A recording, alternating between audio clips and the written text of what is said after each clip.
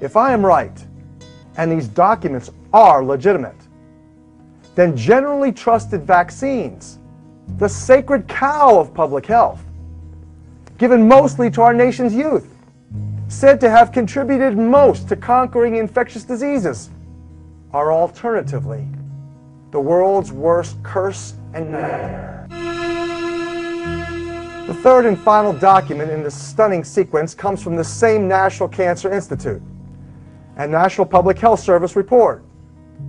Here is the historic account of American biologists and virologists transferring the most sophisticated bioweapons of mass destruction to Soviet scientists during the Cold War.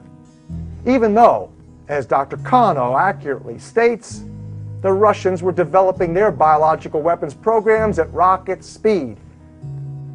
These documents provide conclusive evidence that the NCI's molecular biologists, including Dr. Robert Gallo, traded America's most advanced secrets in bioweapons production with precise methods and materials for cancer induction, genocidal weapon preparation, and bacteriological and virological bioterrorism with their Russian counterparts and others during the Cold War. Knowing, for example, that American military labs created AIDS, the Russian military and Soviet media had a field day and the opportunity to produce this comic.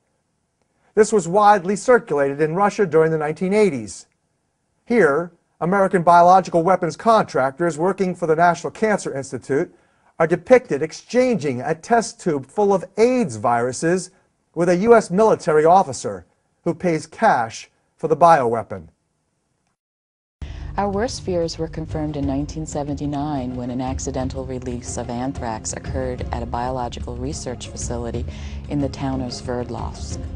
Much of our recent knowledge about their joint military and civilian program comes from a Soviet defector, Dr. Ken Alibek, formerly known as Dr. Kenachin Alibekov. He was the deputy director of bioterrorist, a cover organization for the civilian bioweapon and production facilities. Meet the CIA's leading bioterror propagandist, who, along with our Grand Dr. William Patrick III, officiated the development of the world's deadliest anthrax. Dr. Ken Alibek is a Soviet Union weapons defector who provided much information about the biological weapons programs in his country.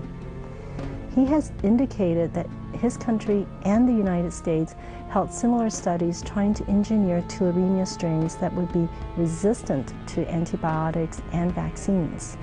Since his defection to America, Dr. Alibekov, alias Ken Alibek, has authored numerous articles and even a book to spread, like this government film, propaganda and bioterror. In essence, he is a pawn in a global war game featuring fear and educational indoctrination along with terrorization of the population. Although we had suspected for years that they had continued their offensive program, some of the information he provided was a real wake-up call for the United States. Prior to the Gulf War, the intelligence community suspected that the Iraqis had done research on anthrax, but they didn't know just how extensive their program was. So as a precautionary measure during the war, about 150,000 U.S. service members were vaccinated against anthrax, and more would have been immunized if the war hadn't ended so quickly. Dr. Kano lies again here when she said that prior to the Gulf War, the intelligence community suspected the Iraqis had done research on anthrax. This is a lie because the intelligence community did not suspect this. They absolutely knew it. How did they know? Because the U.S. Commerce Department licensed the transfer of the anthrax to Iraq by the American Type Culture Collection, a company shown here and a copy of Senator Don Riegel's Congressional Investigation Report of 1995. Listed here are just a few of the many varieties of biological weapons shipped to Saddam Hussein during the 1980s. So all that controversy about the CIA providing false intelligence about the Iraqis developing weapons of mass destruction is hereby shown to be a fraud and cover-up. In fact, every member of Congress knows quite well that the CIA's intelligence was accurate. They are obviously avoiding self-incriminating discussion about this evidence proving an American-based, multinational, corporate-controlled organization shipped Saddam Hussein all these weapons as published in the United States Congressional Record. These pages of war provisions clearly prove the profitable supply of deadly germs sent to 3 places: the Iraq Atomic Energy Commission, the Ministry of Higher Education, and the Ministry of Trade. More evidence of malfeasance comes from the Qamishiyya weapons arsenal in Iraq. Saddam Hussein's army did have biological and chemical weapons of mass destruction that were shipped from the heartland of America. I never received, before, during, or after hostilities, any report of Iraqi use of chemical weapons, nor the discovery of or destruction of Iraqi chemical weapons. However, a little bit later in his testimony, General Schwarzkopf apparently contradicted himself when he said the following. I remember General Franks came to me, and I assume it was Qamishiyya he was talking about at the time, because it was about the same time frame, and talked about this huge ammunition dump that they had found with literally tons and tons and tons of ammunition in it, and there was no way they could possibly retrograde it, and I challenged him on that, and he convinced me that no, they couldn't retrograde it, and therefore they were going to destroy it in place. I said, fine. Now that's Qamishiyya. From what I heard about the size of the bunker that Franks was talking about and the others that they blew up, these were huge bunkers with crates and crates and crates and crates of ammunition in them, and I can only assume that they either didn't recognize them or didn't see them at the time. I'm Dan Topolsky. I was the Nuclear, Biological, and Chemical Defense NCO for B Company, 37th Engineer Battalion. I was on the Qamishiyya Bunker Complex mission. Sergeant Topolsky was one of the nuclear, biological, and chemical non-commissioned officers in charge of identifying munitions at the Qamishiyya bunker complex in Iraq.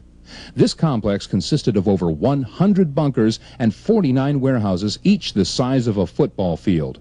And he feels that he and his men were exposed to chemical and biologicals when they were ordered to blow it up. Here's how he felt when he entered this complex. I felt betrayed. I felt like we had been sold out for dollars when I saw what I saw inside those bunkers. Why would Sergeant Topolsky feel betrayed? What was it that he saw when he and the others from the 37th Engineer Battalion entered those bunkers?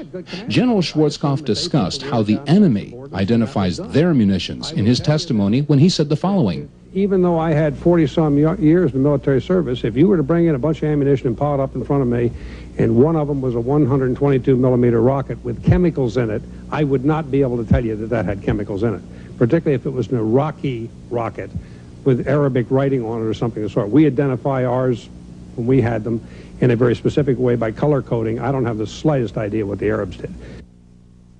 General Schwarzkopf stated that we identified ours when we had them by color coding. As you can see, the colored bands on these munitions indicate that there were chemical and biological munitions inside these bunkers at Qamishiyya. According to Sergeant Topolsky, the yellow or purple bands indicate chemical munitions, where the green bands indicate biological munitions.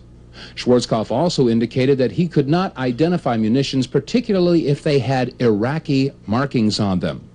You'll also note that the markings on these munitions are plainly written in English, and they indicated that these munitions were supplied to Iraq by countries like Jordan, Middlesex, England, the Soviet Union, or Russia, as well as the United States of America.